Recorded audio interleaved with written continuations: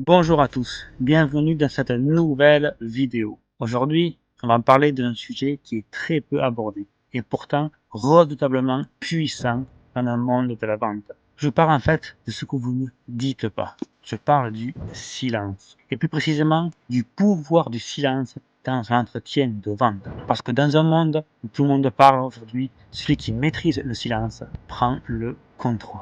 Mais avant tout ça, du coup, je vais me présenter rapidement à vous qui je suis. Donc moi, c'est Jérôme. Je suis dans le monde de la vente depuis un peu plus de 10 ans maintenant. J'ai été commercial terrain en B2C. J'ai été cadre et manager d'équipe commerciale. Actuellement, je suis entrepreneur dans le digital et je manage plusieurs équipes de vente. Aujourd'hui, grâce à ma passion pour ce monde de la vente, grâce aussi à mon appétence pour la vente aussi, je dirais pour la psychologie humaine, j'ai réalisé un chiffre d'affaires de plus de 50 millions d'euros depuis un peu plus de 10 ans. Du coup, dans cette nouvelle vidéo, on va voir ensemble, en fait, pourquoi le silence est un outil de persuasion tellement puissant.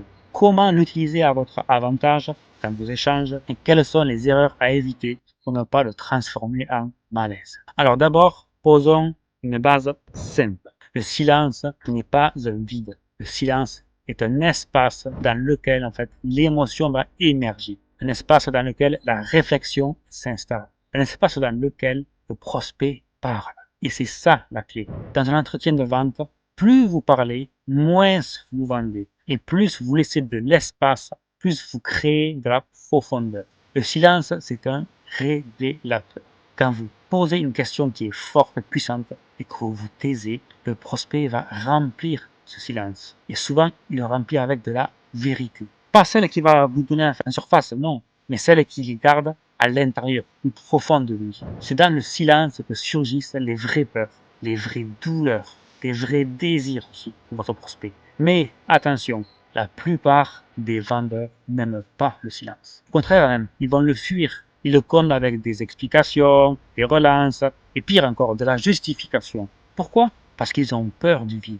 Ils confondent silence et perte de contrôle. Alors qu'en réalité, le silence, c'est le moment où vous gagnez du pouvoir. Voici quelques exemples concrets d'utilisation du silence. Vous posez une question comme, par exemple, qu'est-ce que ça changerait pour toi si tu atteignais cet objectif? Et là, vous regardez, vous attendez. Ce silence, il est inconfortable au début, mais si vous le respectez, le prospect va remplir cet espace avec une réponse sincère. Et souvent, cette réponse va faire avancer la vente plus que n'importe quel argumentaire que vous pouvez faire. Clairement. Autre exemple.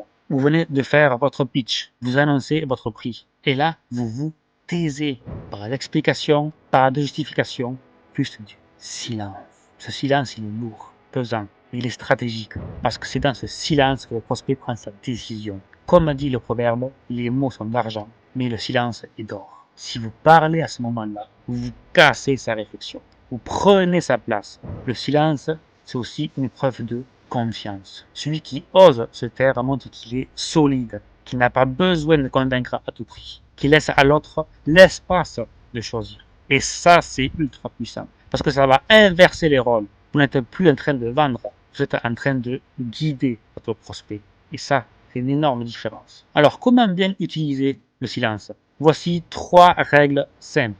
Posez une question claire et taisez-vous. Ne reformulez pas, ne complétez pas, laissez parler le prospect. 2. Regardez, écoutez, respirez. Montrez que vous êtes présent, mais pas pressé. 3. Apprenez à résister à l'inconfort. C'est dans le silence que naît la vérité. Mais il faut être capable de le tenir. Dernier point qui est important, le silence n'est pas un outil magique s'il est mal utilisé. Si vous l'utilisez sans intention, il devient malaise. Si vous l'utilisez trop souvent, il devient manipulation. Et si vous ne l'accompagnez pas d'une vraie écoute active, il perd tout son sens. Le silence n'a de valeur que s'il est habité. Habité par une écoute sincère, une présence réelle, une intention claire. Alors, pour conclure, le silence est un des outils les plus puissants du vendeur d'élite. Il ne parle pas pour remplir, il parle pour toucher. Il se tait pour laisser émerger l'essentiel. Alors, à partir d'aujourd'hui, dans vos entretiens, osez vous taire,